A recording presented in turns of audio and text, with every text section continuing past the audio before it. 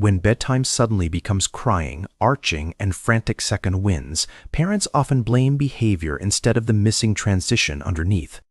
Skipping wind-down routines can seem harmless by daylight, but by evening your baby's nervous system may already be overloaded. That matters more than parents realize. Babies do not switch from busy stimulation to peaceful sleep as quickly as adults. A baby who looks wired at bedtime is often not resisting sleep. They are struggling to cross an unprepared bridge. And that bridge is emotional, sensory, and biological. Without help, the brain stays alert even when the body needs rest.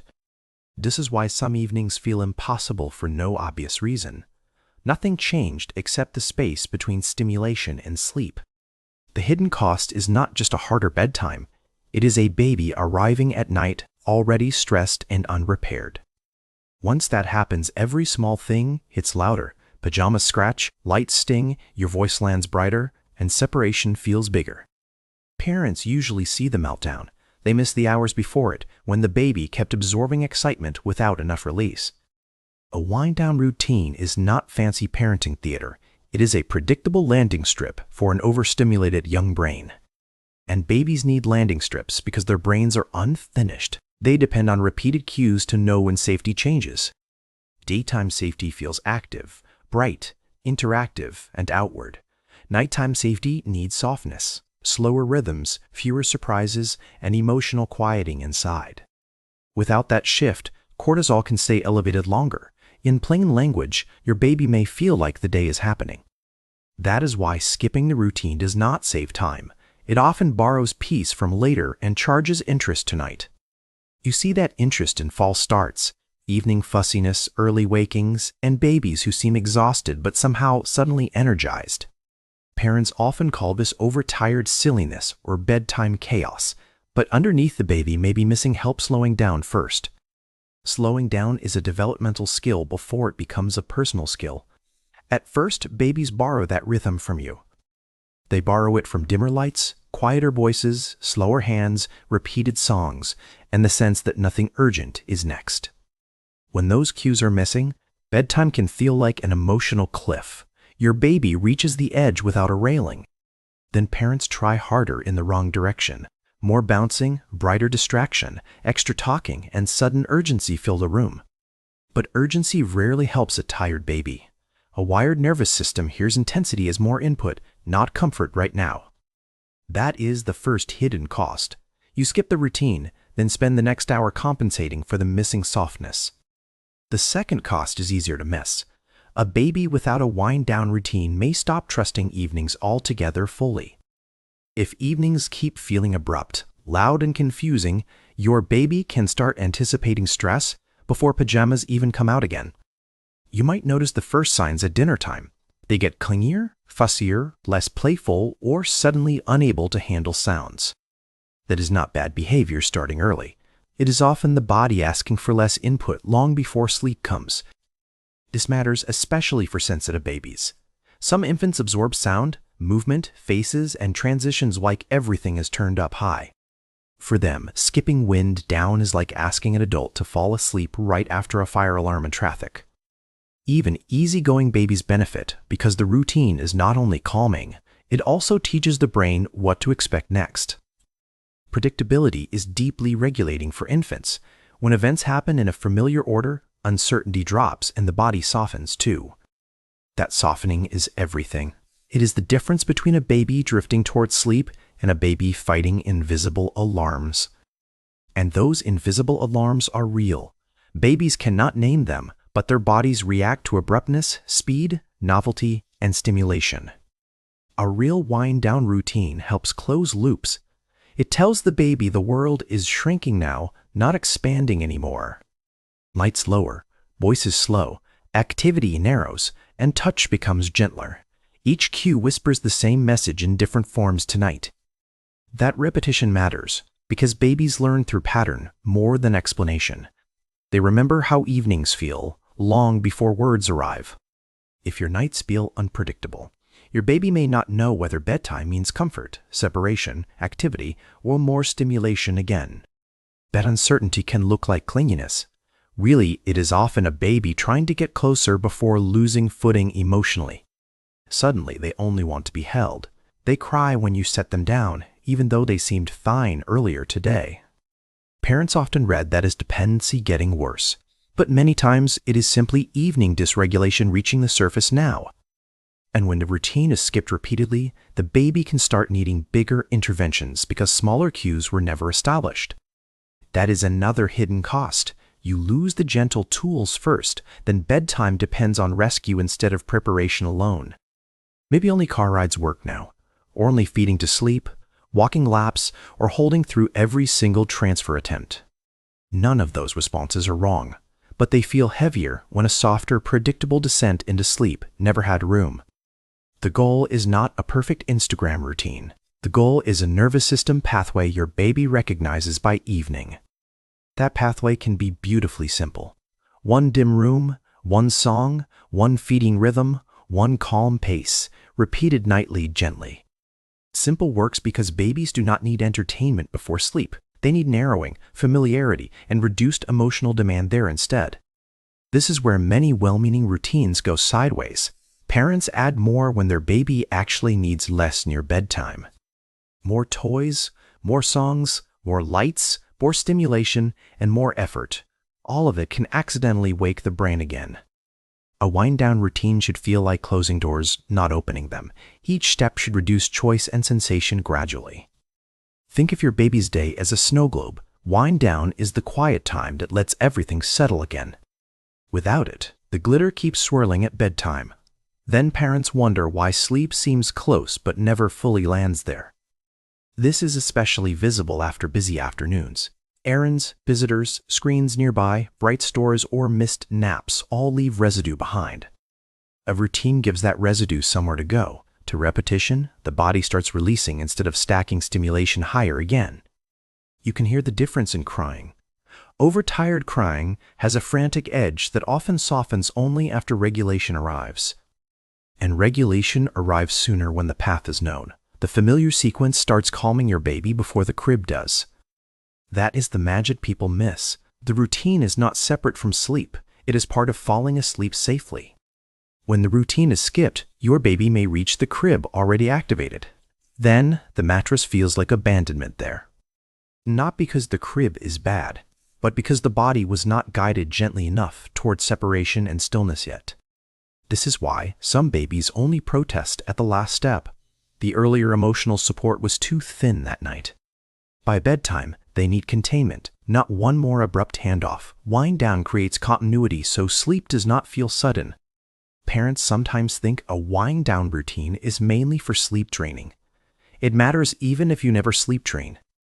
It matters for emotional safety. The baby starts sensing that evenings are guided, not dropped on them without warning first. Emotional safety at bedtime changes everything else. It shapes how easily your baby separates, settles, reconnects, and trusts the night.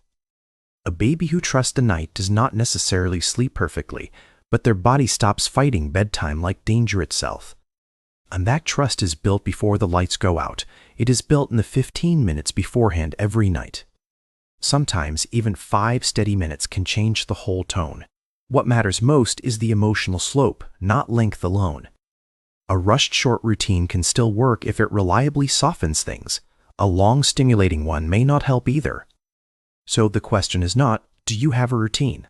It is, does your baby actually unwind inside it tonight? You can tell by watching the body. Eyelids slow, limbs loosen, sounds soften, gaze drifts, and movements become smaller gradually. If instead the body gets busier, louder, or more scattered, the routine may be too activating for bedtime right now. This is why high-energy play right before bed can backfire. Laughter is lovely, but excitement still stimulates the brain. The same goes for bright bathrooms, loud television nearby, or adults chatting over the baby during the bedtime rush tonight. Babies do not filter input the way adults do. Background noise can still land like foreground pressure for them easily. Even loving multitasking can work against sleep. Folding laundry, answering texts, and moving quickly keep the room emotionally bright still. A true wind-down routine dims the emotional room, not just the lamp. Your baby feels the difference immediately there. This is also why parent state matters so much. You cannot rush calm into a baby while staying hurried yourself. Babies track pace, breath, tension, and voice tone with astonishing accuracy. Your body becomes part of the routine every night. If you enter bedtime flooded, the routine can lose power. The steps happen, but the nervous system message changes completely. That is not blame. It is a gentle reminder that babies settle into our regulation more than our intentions alone. So sometimes the missing wind-down routine is not missing steps. It is missing slowness inside the steps themselves tonight. You can read this in your baby's eyes. Wide darting eyes usually need something different from heavy blinking eyes there. One state needs decompression before sleep. The other is already near sleep and mostly needs continuity and gentleness right now. Wind down helps both states, but for different reasons. It either lowers activation or protects fragile sleepiness from disruption better.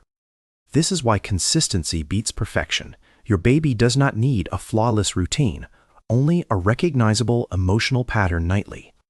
The pattern says, evenings become smaller, softer, and safer here. That sentence gets written into the body through repetition slowly. And when that sentence is missing, babies often write their own. Evenings feel uncertain, fast, and emotionally expensive to me. No wonder some babies dread bedtime before it starts. Their body remembers the feeling before the clock does each night. The good news is that this can change quickly. Babies respond fast when evenings start making more sensory sense again. You do not have to overhaul everything. Often, the biggest change is removing what keeps the system too awake late. Lower one might. Turn off one source of noise. Slow one transition that normally feels rushed and abrupt for them. Put less pressure on the final step. Let the routine do more of the calming before the crib appears there. That way, the crib is not doing all the emotional work. It becomes one cue among many supportive cues instead. Parents often underestimate transitions. Adults use language and habit to shift activities. Babies shift through bodies, cues, and regulation instead. So when we skip the bridge, we ask babies to do adult-level switching with infant-level tools only there. That is why bedtime can unravel even after a joyful day. Joy still stimulates, and stimulation still needs settling afterward. A party, park visit, family dinner, or late grocery trip can all cost sleep if there's no landing afterward. Not because fun is bad, because babies need help metabolizing experience before they can surrender to rest peacefully at night. That phrase matters, metabolizing experience. Your baby is not only getting sleepy, they are digesting the emotional day through you. Wind-down routines work because they give the day an ending. Babies need endings more than adults realize they do. Without an ending, stimulation bleeds into sleep. Then sleep becomes lighter, more fragile, and easier to interrupt overnight for them. This is where skipped wind-down routines echo beyond bedtime. The cost often reappears in night wakings and early mornings. A baby who fell asleep overactivated may wake before fully settling. Their body never quite completed the descent into rest. Parents then chase sleep problems that began earlier. The night disturbance may start in the hour before bedtime even arrives. This can change how you see your evenings entirely. The routine is not decoration around sleep, it is infrastructure there. Infrastructure is not glamorous, but everything depends on it. Remove it and small stress cracks become big, emotional collapses fast. Keep it steady and the whole house feels different. Bedtime becomes less like emergency management and more like guidance again. You might even notice your own body relax sooner. Parents regulate better when the evening has shape and sequence too. That matters because babies borrow more than comfort from us. They borrow our pacing, expectations, and sense of what comes. If bedtime always feels like a scramble, your baby learns evenings are unpredictable. Their body braces before problems actually appear. If bedtime usually slows in recognizable ways, your baby learns nights are guided. That expectation becomes calming by itself too. This is one reason routines help even difficult temperaments. Sensitive babies especially benefit when they do not have to guess. Guessing costs energy. By evening, many babies have none left for extra uncertainty, extra stimulation, or abrupt separations at all. So a good wind-down routine protects your baby from unnecessary effort. He removes work from the nervous system tonight. That is the hidden kindness inside bedtime structure. You are not controlling your baby, you are reducing load before sleep. And when load drops, babies reveal who they already were under stress: softer, sleepier, less frantic, more reachable again inside. That can feel almost shocking. The same baby who fought pajamas suddenly melts during one song in a dim room. Nothing magical happened. Their body finally got the memo that the day was ending and nobody was asking more there. That is why bedtime routine should feel less like performance and more like translation. You are translating day into night. You are telling the baby, with light, pace, touch, and sequence, that the world is becoming smaller now for them. You are also saying something even deeper. I will not let the day end abruptly inside your body tonight alone. That message builds security. Over time, your baby learns that hard transitions come with support, not isolation or shock alone. And that lesson spills beyond sleep. Babies who feel guided through transitions often handle separation, frustration, and novelty with trust. So yes, skipping a wind-down routine can cost sleep, but the deeper cost is losing a daily opportunity too. A daily opportunity to tell your baby evening is safe, change is held, and rest does not arrive alone here. That is a powerful message for a tiny brain. It shapes sleep, yes, but also expectation, trust, and regulation later. So if your nights feel messy, do not only ask what is wrong at bedtime, ask what was missing before. Was there enough dimness, enough predictability, enough slowness, enough emotional containment for the baby's day to actually close down gently? Because sometimes the hardest bedtime is really an unfinished daytime ending. Sleep becomes the place that missing support shows up. And once you see that, the fix feels different. Less pressure on sleep, more attention to the descent before it. The descent is where trust is built, not after the crying peaks, but before the nervous system spikes so hard. That is why a gentle wind-down routine is not extra. It is often the part doing the deepest work. It protects bedtime from becoming the place all unmet sensory and emotional needs finally explode at once for everyone involved. And it gives your baby something beautiful instead, a familiar way to leave the world without feeling pushed out suddenly. That is what many babies need most at night. Not more tricks, but more gentleness before the final goodbye tonight. And if you have been skipping that gentleness, you are not failing. You may simply be seeing its importance now. The beautiful part is how quickly babies respond when evenings start feeling coherent. Their bodies recognize safety before logic does. So tonight, do not aim for impressive. Aim for quieter, slower, smaller, and easier to predict, all through the way. Let bedtime feel like the world exhaling. Let your baby feel the difference before sleep asks anything more of them. Because when evenings are prepared gently, babies do not have to fall off a cliff into sleep anymore at night. They get to cross a bridge instead, and bridges change everything for tiny humans learning how to let go safely. That is the real power of a wind-down routine. It makes rest feel escorted, not abrupt, lonely, or confusing. And when rest feels escorted, babies stop fighting it like loss. They begin meeting it like familiar relief instead tonight. That shift can change your whole evening. Less panic, less guessing, less rescue, and more trust on both sides there. Your baby feels it in their body first. You feel it a minute later in the room's softness around you. Then bedtime stops feeling like a nightly battle you keep losing. It starts feeling like guidance your baby understands better. And that is such an important difference. One path creates dread. The other builds confidence, connection, and calmer nights ahead. So if you change one thing, change the runway before sleep. Give the day a softer place to end tonight. Give your baby less to process, less to resist, and less to recover from right before bedtime arrives each night. That is not a small parenting detail. It is one of the clearest ways love becomes regulation for babies daily. And sometimes that is the difference between a baby surviving bedtime and a baby feeling safe enough to sleep deeply.